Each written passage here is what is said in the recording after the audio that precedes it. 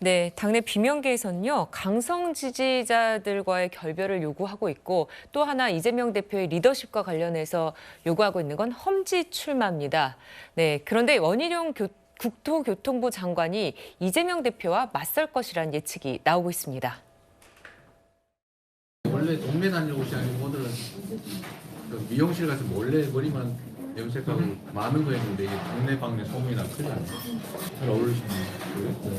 뭐에 어울리냐고 우리가. 그 대한구랑 잘 어울리시네요. 국민과 우리 당을 위해서 필요로 되는 일이라면 어떠한 도전과 희생이라도 저는 적극 나서야 한다는 생각을 가지고 있고요. 개항을에서도 자신 있으신가요? 그러니까 그건 지금 너무 특정 지역이라거나 상대방이나 이렇게 하는 것은 이 총선 참여라든지 또 어떠한 역할이 가장 지금 나라를 위해서 필요로 되는지에 대해서 저도 더 깊은 검토와 당과의 논의를 해야 정해질 수가 있는 거고요. 네. 김인규 전 행정관께 여쭤볼게요. 이 대표, 현재 지역구를 지키고 또 원희룡 장관, 개항을에 출마를 할 수 있을까요? 저는 원희룡 장관께서 선택하실 문제지만 충분히 가능성이 있다고 봅니다. 네. 원희룡 장관도 사실은 지난번 대선 때 출마를 하셨던 분이고 삼선의 국회의원을 하시고 제주도지사까지 하신 분이기 때문에 이미 사실 그 원희룡 장관 같은 경우는 대선 후보급이거든요. 그렇기 때문에 현재 이재명 대표가 개항을 해서 출마를 고수를 한다고 하면 원희룡 장관께서는 충분히 대권 후보끼리 맞는 그 구도를 만들 수 있기 때문에 충분히 고려를 할 수 있다고 봅니다. 그런데 만약에 원희룡 장관께서 개항을 출마한다면 저는 이재명 대표는 다른 선택을 내릴 가능성이 있다고 봅니다. 네. 예를 들어서 조금 민주당에게는 양지일 수 있는 지역을 찾아가신다거나 아니면 좀 비례대표를 출마하신다거나 전 그런 선택을 하실 수도 있다고 보는 게 이재명 대표 같은 경우도 사실은 다음 총선보다는 다음 대권을 염두에 두신 분이거든요. 그렇기 때문에 다음 총선에서 국회의원직을 유지하는 것은 이재명 대표에게 매우 중요할 것입니다. 근데 그런 국회의원직을 유지하기 위해서는 지금 이재명 대표가 현재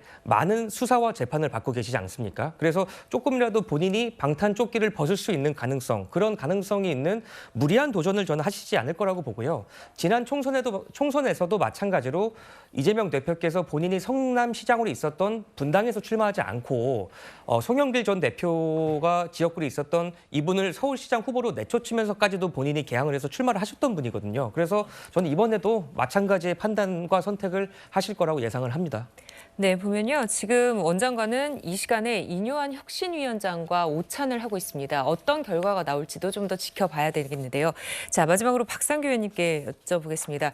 이재명 대표 지역구인 개항을이 핫해진 이유, 결국에는 총선 구도를 놓고서 윤석열 정권을 심판하느냐, 아니면은 이재명 대표 심판론으로 가느냐, 이 둘 중에 하나가 아닐까 싶은데요. 이재명 대표 어떤 선택을 하게 될까요? 얘기한 것처럼 좀 다른 곳으로 갈 수도 있을까요? 언론에서는 명령대전 이러는데 명령대전은 안 벌어질 것 같아요. 왜 그러냐면 바둑을 잘 못 두시는 분도 꽃놀이패라는 거는 들어보셨을 거예요. 그러니까 이게 원장관 입장에서 꽃놀이패예요. 왜냐하면 저기 가서 져도 우리 속담에 믿져야 본전이란 말이 있는데 네. 원장관 입장에서는 져도 본전보다 나은 승부입니다. 저게.